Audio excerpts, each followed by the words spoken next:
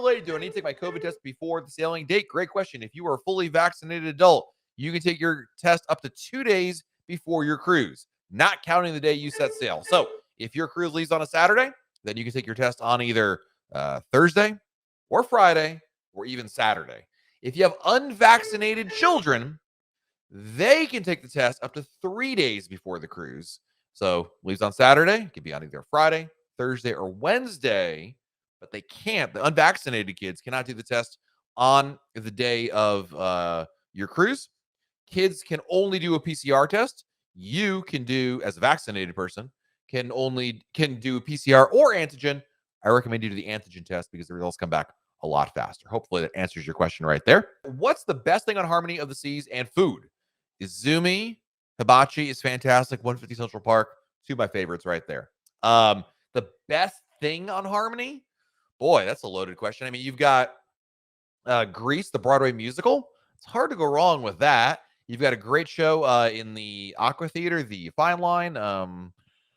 Man, I mean, you've got water slides. There's a lot of best things on board that ship. You're going to love it. There's no shortage of fun things to do on the Harmony of the Seas. Any chance the mask mandates can be dropped by August for our Oasis of the Seas cruise? Again, it's too early to know. Royal Caribbean is only putting out its protocols right now through, about a month or two ahead of time. So it's just too early to know. And if you're saying, well, why can't they just put it out now? Why can't they just tell us? Well, the part of the problem is COVID changes so rapidly. Think about where COVID was in November, the first week of December, last week of December, January, and today. Like, it's all over the place, right? Everything looked great in November.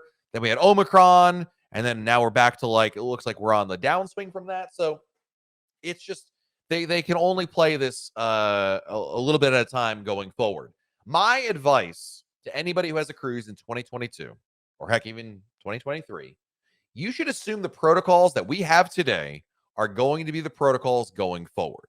And this isn't to be bleak or anything else. This is just about setting proper expectations that we may speculate and maybe even hope that some protocols will change and get lifted between now and our cruise later this year or next year.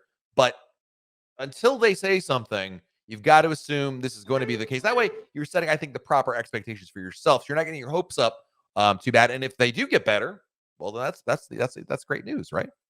We've prepaid. So what does that leave out? Ooh, that's a great question. We should probably talk about that a little bit.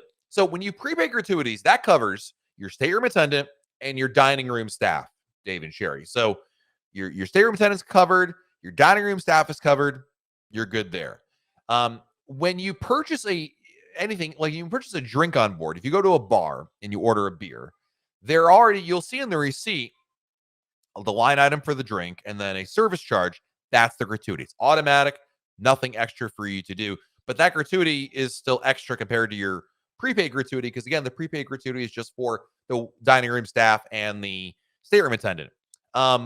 Certainly people tip on top of that, but really everything on Royal Caribbean is pretty much automatic. I'm really trying to think of somewhere you might tip extra beyond. You go to the spa, they're gonna have a service charge is usually what you'll see over there.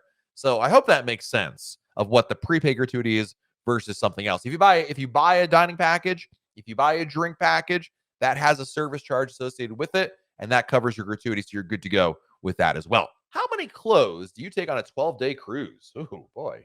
I would usually pack, 12 is hard, because if it's, let me answer this way. For a 7-night cruise, I would pack one piece of clothes, one outfit for the daytime and one outfit for the nighttime. Now, of course, for the evening, for us guys, Richard, you may know this, right? We can, you can wear a pair of jeans twice. You can wear, one pair of jeans, 2 shirts. On longer cruises, like a 12-day cruise, I will not pack 12 outfits per day plus 12 evening outfits. That's crazy talk. I will probably pack, if I were you, I would pack 6, maybe, and then I would do laundry on board the ship. Yeah, laundry ain't free. Yeah, it's a little bit of money, but packing 24 outfits is not practical either. I am not Sherry from Cruise Tips TV. I don't have that many wardrobe changes. Love you, Sherry. I would just simply say I would rely on laundry to make my life easier, so that way I can reuse clothing. It's not going to be stinky or anything like that, especially if something gets soiled. So we're covered in that regard. We have a suite on Symphony of the Seas, and I want to buy the unlimited dining package. Is it okay since we have Coastal Kitchen? Sure, I do that all the time. I'm not the worst. There's going to be some people right now, Patrick, that are literally going to yell at their phones, their computers, their spouse, and they're like, "I'm not Matt, honey. That's the guy on the TV." You ready for this, Patrick? 3, 2. I don't care for Coastal Kitchen. I hear you. I know. It's sacrilegious. It's not that I don't care. I have a very meh approach. So when I stay in a suite, I still book a dining package. So you know what, Patrick? You and me will enjoy dinner together. How about that? Is July a good time to cruise to Alaska? It's great. It's peak season. So there's advantages and disadvantages. Number one, it's probably the warmest time of the year to go to Alaska. So the chilly factor will be at a minimum for you, relatively speaking, of course, still Alaska. But it'll be more crowded during the month of July because there's a lot more people who want to go traveling during the same time of year. So booking shore excursions would be really important for you to book in advance to avoid them selling out. In addition, obviously, restaurants in these various towns you're visiting can be more popular, crowded, et cetera, et cetera, et cetera. But weather-wise, that's probably the best reason to go during July. And probably because you have off of work and school. So that helps as well. What do you recommend to do in Cozumel? Thanks for all you do. Thank you, John. I appreciate you. I generally there's so many great things to do in Cozumel. I generally like going to do a beach day in Cozumel. I think it's for most people, especially when you're brand new, it's probably the most crowd pleasing activity there is. There's two types of beach places, John. There's all inclusives and pay as you go. If you want pay as you go, I love Paradise Beach. Actually, this is what I would do. This is what I'm gonna tell you to do. I want you're gonna first you're gonna get off the ship and you're gonna go downtown. You're gonna walk off the ship, hop in a taxi. It's really easy. It's like $8. Say downtown. That's all the Spanish you need. Hola, downtown, por favor. Most of them speak enough English. Anyway, bam, you're over there. Walk around downtown San Miguel. There's some shopping, some dining, have some good food. And then you're going to say, ay, Dios mío, muy caliente aquí. Yo quiero la playa. Come on, that was pretty good Spanish for somebody who does not speak Spanish. It's going to get hot because you're in Cozumel. So you're going to say, I have an idea. And you're going to get in. You're going to say taxi because there's a lot of taxis all over the place. And then you're going to go to Paradise Beach. Paradise Beach is it's not all inclusive, although they do have an all inclusive option, but it's pay as you go. And so you go there for the afternoon, swim. They have a pool, they have the beach. It's great. I think you'll like that. And it's not a major investment. That way you get a little bit of taste of what Cozumel has to offer downtown, and you still get that beach activity. So you're not overwhelmed on one end or the other. So I think that's really the way to go about it. So does Royal Caribbean have any studio cabins for us solo travelers? Yes. There are some solo cabins on some ships. There's about a dozen or so Royal Caribbean ships that have at least one solo cabin. And literally, Chase, some ships have like 2. So it's not like you got like 100 of them. The Quantum class ships, like Anthem of the Seas, have the most. They have like 14 of them. So there's only about a dozen or so ships that have them. Yes, we have a list of them at RoyalCaribbeanBlog.com. Just Google Royal Caribbean Blog solo cabins. You'll find the list and all the information you need over there. What are your top 3 not included Oasis restaurants, and what would you rate Oasis? And also, what would you rate Oasis 1 out of 10? The top 3 restaurants on Oasis of the Seas, my favorites. Portside Barbecue is a must try. Izumi Hibachi, 150 Central Park. Love those. That's my top 3. And what would you rate Oasis? This is a great question because and I mean this in a very nice way.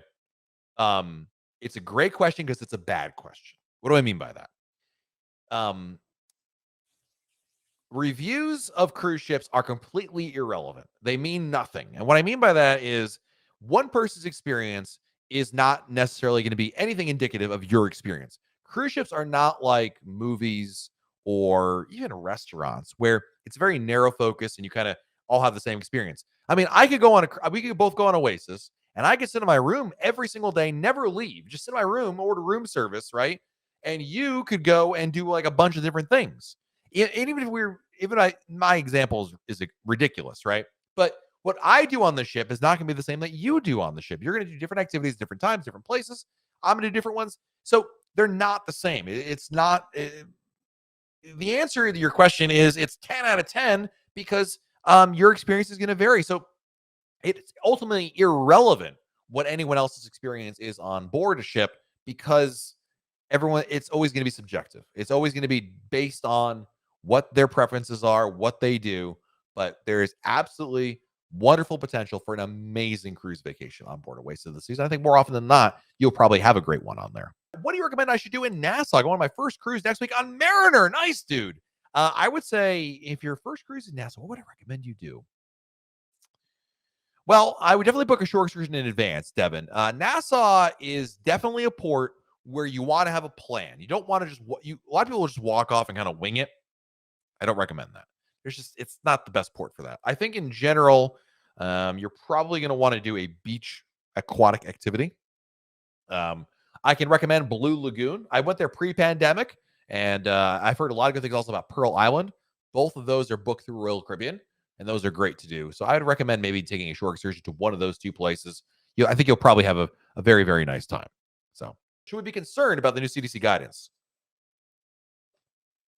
Concerned is not the right word. I would say something to keep an eye on. Let's wait for these protocols to be internalized by Royal Caribbean. That's all. Let's see what happens. I think too many people are getting a little too far ahead of the of the curve right now, and they're trying to look 3 steps down the line.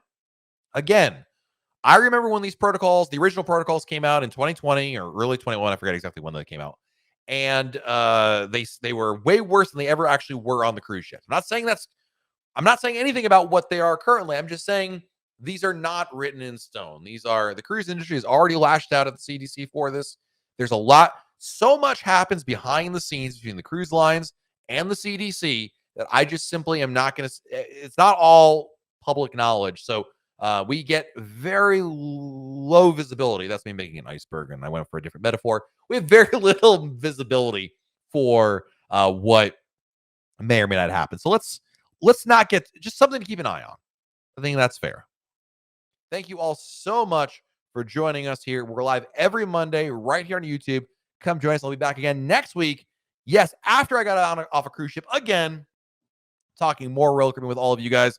And Mr. Tony Diaz sneaking in with another super chat right at the end. Thank you, my friend. I'm getting choked up, Tony. Or I had a little too much to eat for dinner tonight. Either way, thank you, Tony, for your generosity. Very, very kind. Thank you all. Thumbs up indeed. Didn't mean to click on that, but thank you. Check out RoyalCaribbeanBlog.com. We have new blog posts up there today. There's like 3 new blog posts up at RoyalCaribbeanBlog.com. Go check those out. Until then, our next live broadcast on Monday. Have a great week, everybody. Stay safe out there. Do something fun. That's important as well. And we'll talk again very soon right here on YouTube. Good night, everybody.